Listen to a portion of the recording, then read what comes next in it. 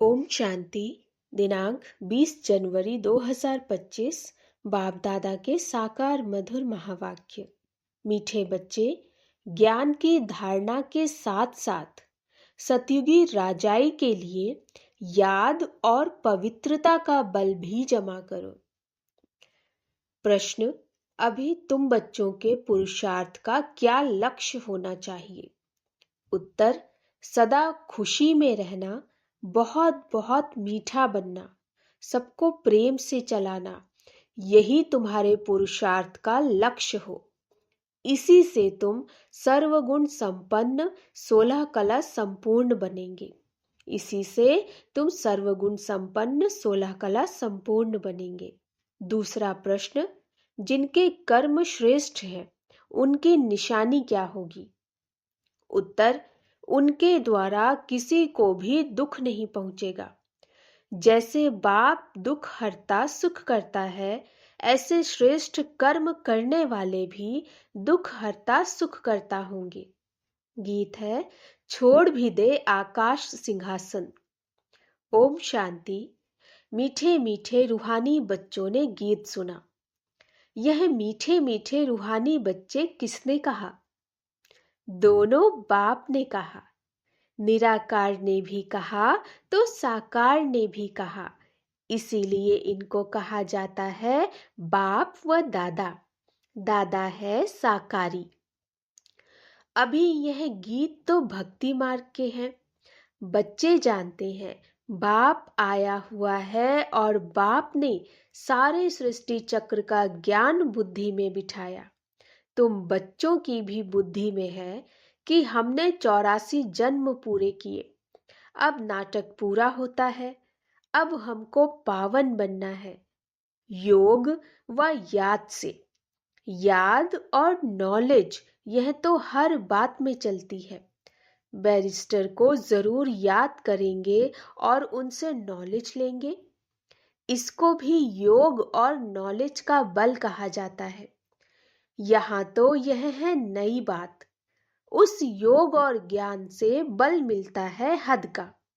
यहाँ इस योग और ज्ञान से बल मिलता है बेहद का, क्योंकि सर्वशक्तिमान अथॉरिटी है। बाप कहते हैं, मैं ज्ञान का सागर भी हूं। तुम बच्चे अब सृष्टि चक्र को जान गए हो। मूल वतन, सूक्ष्म वतन, यह याद है, सब याद है। जो नॉलेज बाप में है वह भी मिली है, तो नॉलेज को भी धारण करना है। और राजाई के लिए बाप बच्चों को योग और पवित्रता भी सिखलाते हैं। तुम पवित्र भी बनते हो, बाप से राजाई भी लेते हो। बाप अपने से भी ज्यादा मर्तबा देते हैं। तुम 84 जन्म लेते लेते मर्तबा गंवा देते हो। यह नॉलेज तुम बच्चों को अभी मिली है। ऊंचते ऊंच बनने की नॉलेज ऊंचते ऊंच बाप द्वारा मिलती है। बच्चे जानते हैं, अभी हम जैसे कि बाप दादा के घर में बैठे हैं। यह दादा अर्थात ब्रह्मा माँ भी है। वह बाप तो अलग है, बाकी यह माँ भी है। परंतु यह मेल का चोला होने कारण फिर माता मुकर्रर की जाती है। इसको भी एडॉप्ट किया जाता है। उनसे फिर रचना हुई है। रचना भी है एडॉप्टेड। बाप बच्चों को एडॉप्ट करते हैं वर्षा देने के लिए। ब्रह्मा को भी एडॉप्ट किया। प्रवेश करना व एडॉप्ट करना बात एक ही है। बच्चे समझते हैं और समझाते भी हैं। नंबरवार पुरुषार्थ अनुसार सबको यही समझाना है कि हम अपने परम पिता परमात्मा की श्रीमत पर इस भारत को फिर से श्रेष्ठ ते श्रेष्ठ बनाते हैं, तो खुद को भी बनना पड़े। अपने को देखना है कि हम श्रेष्ठ बने हैं। कोई भ्रष्टाचार का काम कर किसको दुख तो नहीं देते। बाप कहते हैं, मैं तो आया हूं बच्चों को सुखी बनाने, तो तुमको भी सबको सुख देना है। बाप कभी किसको दुख नहीं दे सकता, उसका नाम ही है दुख हरता सुख करता। बच्चों को अपनी जांच करनी है। मनसा वाचा कर्मणा हम किसको दुख तो नहीं देते हैं। शिव बाबा कभी किसको दुख नहीं देते। बाप कहते हैं, मैं कल्प कल्प तुम बच्चों को यह बेहद की कहानी सुनाता हूँ। अब तुम्हारी बुद्धि में है कि हम अपने घर जाएंगे, फिर नई दुनिया में आएंगे। अब की पढ़ाई अनुसार अंत में तुम ट्रांसफर हो जाएंगे। वापस घर जाकर फिर नंबरवार पार्ट बजाने आएंगे। यह राजधानी स्थापन हो रही है। बच्चे जानते हैं, अभी जो पुरुषार्थ करेंगे वही पुरुषार्थ तुम्हारा कल्प कल्प का सिद्ध होगा।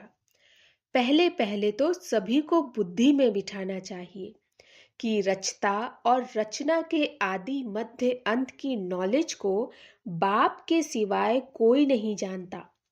ऊंचते ऊंच बाप का नाम ही गुम कर दिया है। त्रिमूर्ति नाम तो है, त्रिमूर्ति रास्ता भी है, त्रिमूर्ति हाउस भी है। त्रिमूर्ति कहा जाता है ब्रह्मा विष्णु शंकर को। इन तीनों का रचयिता जो शिव बाबा है, उस मूल का नाम ही गुम कर दिया। अभी तुम बच्चे जानते हो, ऊंचते ऊंच है शिव बाबा, फिर है त्रिमूर्ति। बाप से हम बच्चे यह वर्षा लेते हैं। बाप की नॉलेज और वर्षा यह दोनों स्मृति में रहे तो सदैव हर्षित रहेंगे। बाप की याद में रह फिर तुम किसको भी ज्ञान का तीर लगाएंगे तो अच्छा असर होगा, उसमें शक्ति आती जाएगी। याद की यात्रा से ही शक्ति मिलती है। अभी शक्ति गुम हो गई है क्योंकि आत्मा पतित तमो प्रधान हो गई है।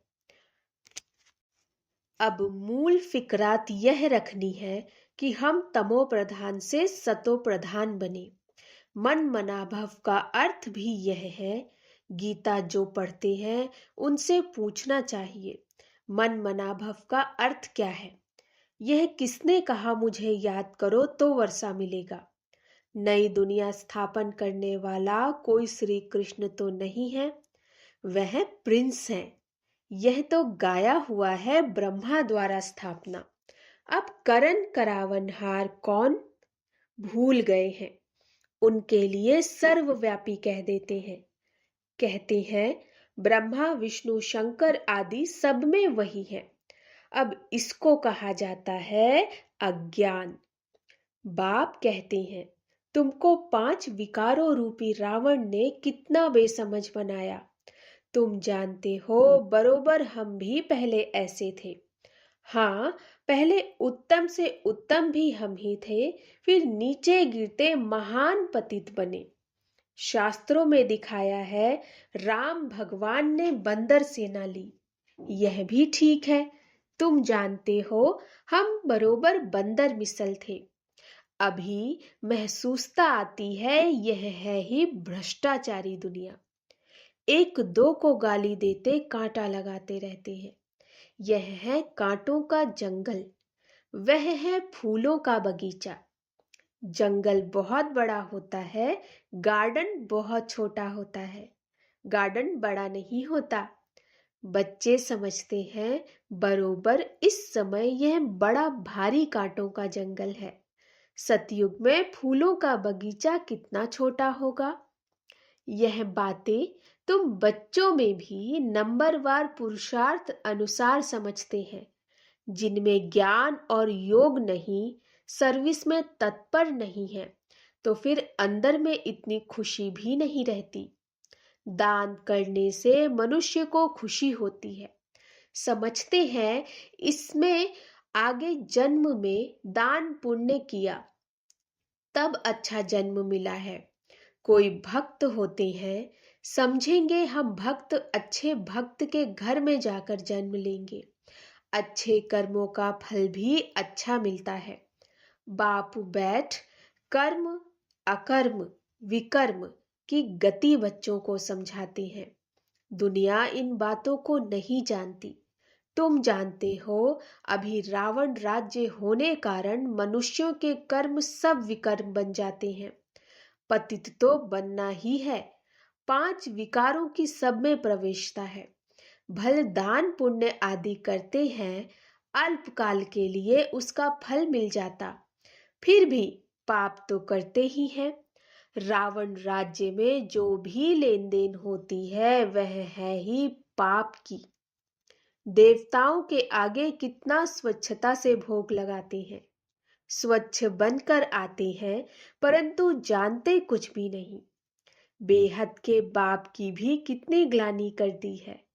वह समझते हैं कि यह हम महिमा करते हैं कि ईश्वर सर्वव्यापी है, सर्वशक्तिमान है, परंतु बाप कहते हैं यह इन्हों की उल्टी मत है।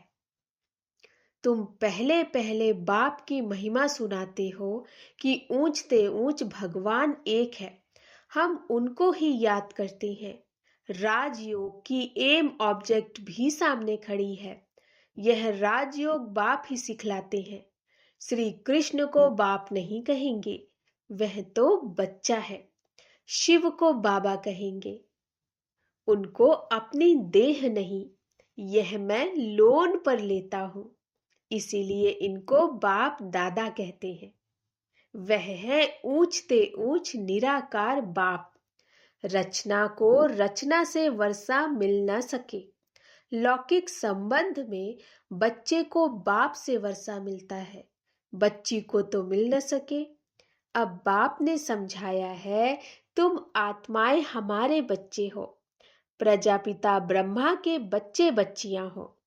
ब्रह्मा से वर्षा नहीं मिलता, बाप का बनने से ही वर्षा मिल सकता है। यह बाप तुम बच्चों को सम्मुख बैठ समझाते हैं। इनके कोई शास्त्र तो बन नहीं सकते। भल तुम लिखते हो, लिटरेचर छपाते हो, फिर भी टीचर के सिवाय तो कोई समझा न सके। बिना टीचर किताब से कोई समझ न सके। अब तुम हो रूहानी टीचर्स। बाप है बीज रूप, उनके पास सारे झाड़ के आदि मध्य अंत की नॉलेज है। टीचर के रूप में बैठ तुमको समझाते हैं। तुम बच्चों को तो सदैव खुशी रहनी चाहिए कि हमको सुप्रीम बाप ने अपना बच्चा बनाया, वही हमको टीचर बनकर पढ़ाते हैं। सच्चा सतगुरु भी है, साथ में ले जाते हैं। सर्व का सदगति दाता एक है। ऊंचते ऊंच बाप ही है जो भारत को हर 5000 वर्ष बाद वर्षा देते हैं। उनकी शिव जयंती मनाते हैं। वास्तव में शिव के साथ त्रिमूर्ति भी होना चाहिए। तुम त्रिमूर्ति शिव जयंती मनाते हो। सिर्फ शिव जयंती मनाने से कोई बात सिद्ध नहीं होगी। बाप आते हैं और ब्रह्मा का जन्म होता है। बच्चे बने, ब्राह्मण बने और एम ऑब्जेक्ट सामने खड़ी है। बाप खुद आकर स्थापना करते हैं। एम ऑब्जेक्ट भी बिल्कुल क्लियर है। सिर्फ श्री कृष्ण का नाम डालने से सारी गीता का महत्व चला गया। यह भी ड्रामा में नूंद है। यह भूल फिर भी होने वाली ही है। खेल ही सारा ज्ञान और भक्ति का है। बाप कहते हैं, लाडले बच्चे, सुख धाम शांति धाम को याद करो। अलफ और बे कितना सहज है। तुम किसी से भी पूछो मन मनाभव का अर्थ क्या है, देखो क्या कहते हैं। बोलो भगवान किसको कहा जाए? ऊंचते ऊंच भगवान है ना, उसको सर्वव्यापी थोड़े ही कहेंगे। वह तो सबका बाप है। अभी त्रिमूर्ति शिव जयंती आती है। तुमको त्रिमूर्ति शिव का चित्र निकालना चाहिए। ऊंचते ऊंच है शिव, फिर सूक्ष्म वतनवासी ब्रह्मा विष्णु शंकर। ऊंचते ऊंच है शिव बाबा, वह भारत को स्वर्ग बनाते हैं। उनकी जयंती तुम क्यों नहीं मनाते हो? जरूर भारत को वर्षा दिया था, उनका राज्य था। इसमें तो तुमको आर्य समाजी भी मदद देंगे, क्योंकि वह भी शिव को मानते हैं। तुम अपना झंडा चढ़ाओ, एक तरफ त्रिमूर्ति गोला, दूसरी तरफ झाड़। तुम्हारा झंडा वास्तव में यह होना चाहिए। बन तो सकता है ना? झंडा चढ़ा दो जो सब देखें। सारी समझानी इसमें है। कल्प वृक्ष और ड्रामा इसमें तो बिल्कुल क्लियर है।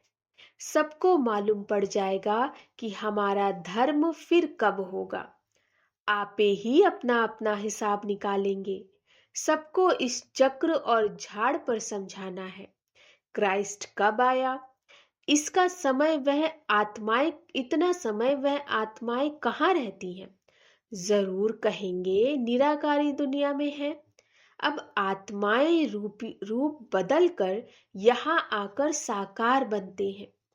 बाप को भी कहते हैं ना, आप भी रूप बदल साकार में आओ। आएंगे तो यहाँ ना, सूक्ष्म वतन में तो नहीं आएंगे। जैसे हम रूप बदलकर पाठ बजाते हैं, आप भी आओ, फिर से आकर राजयोग सिखलाओ। राजयोग है ही भारत को स्वर्ग बनाने का। यह तो बड़ी सहज बातें हैं। बच्चों को शौक चाहिए, धारणा कर औरों को करानी चाहिए। उसके लिए लिखा पढ़ी करनी चाहिए। बाप भारत को आकर हेवन बनाते हैं। कहते भी हैं बरोबर क्राइस्ट से 3000 वर्ष पहले भारत पैराडाइज था। इसीलिए त्रिमूर्ति शिव का चित्र सबको भेज देना चाहिए। त्रिमूर्ति शिव की स्टैंप बनानी चाहिए। इस स्टैंप बनाने वालों की भी डिपार्टमेंट होगी। दिल्ली में तो बहुत पढ़े लिखे हैं, यह काम कर सकते हैं। तुम्हारी कैपिटल भी दिल्ली ही होनी है। पहले दिल्ली को परिस्तान कहते थे, अब तो कब्रिस्तान है। तो यह सब बातें बच्चों की बुद्धि में आनी चाहिए।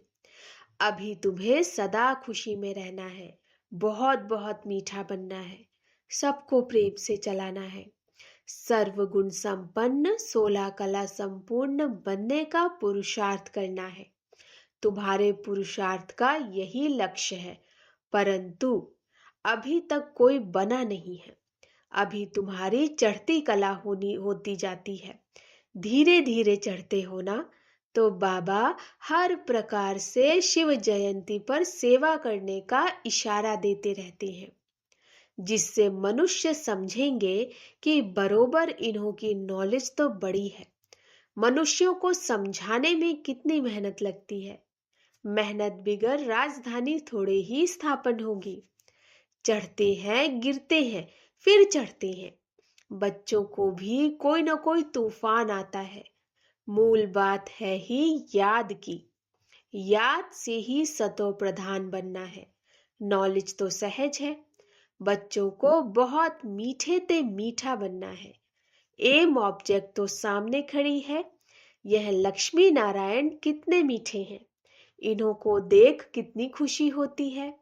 हम स्टूडेंट की यह एम ऑब्जेक्ट है। पढ़ाने वाला है भगवान। अच्छा, मीठे मीठे सिकिलधे रूहानी बच्चों प्रति माता पिता बाप दादा का याद प्यार और गुड मॉर्निंग। रूहानी बाप के रूहानी बच्चों को नमस्ते।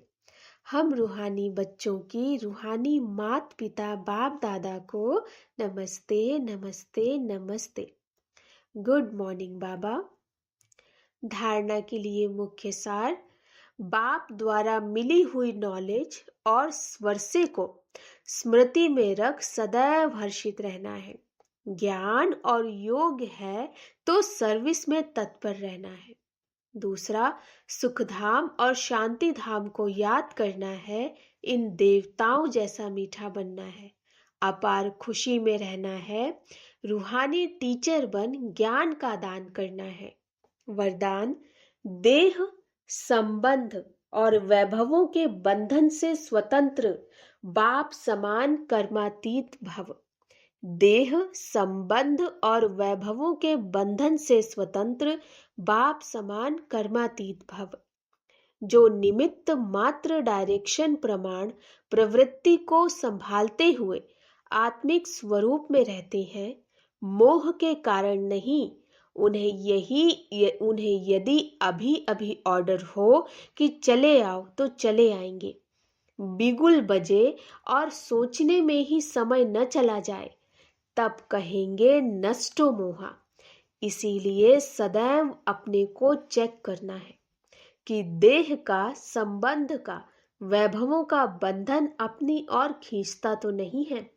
जहां बंधन होगा वहां आकर्षण होगी, लेकिन जो स्वतंत्र है वे बाप समान कर्मातीत स्थिति के समीप हैं। स्लोगन: स्नेह और सहयोग के साथ शक्ति रूप बनो तो राजधानी में नंबर आगे मिल जाएगा। स्नेह और सहयोग के साथ शक्ति रूप बनो तो राजधानी में नंबर आगे मिल जाएगा। अपनी शक्तिशाली मनसा द्वारा सकाश देने की सेवा।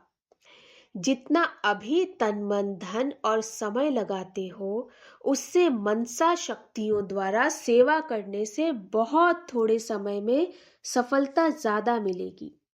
अभी जो अपने प्रति कभी कभी मेहनत करनी पड़ती है, अपनी नेचर को परिवर्तन करने की, व संगठन में चलने की, व सेवा में सफलता कभी कम देख दिल शिकस्त होने की, यह सब समाप्त हो जाएगी।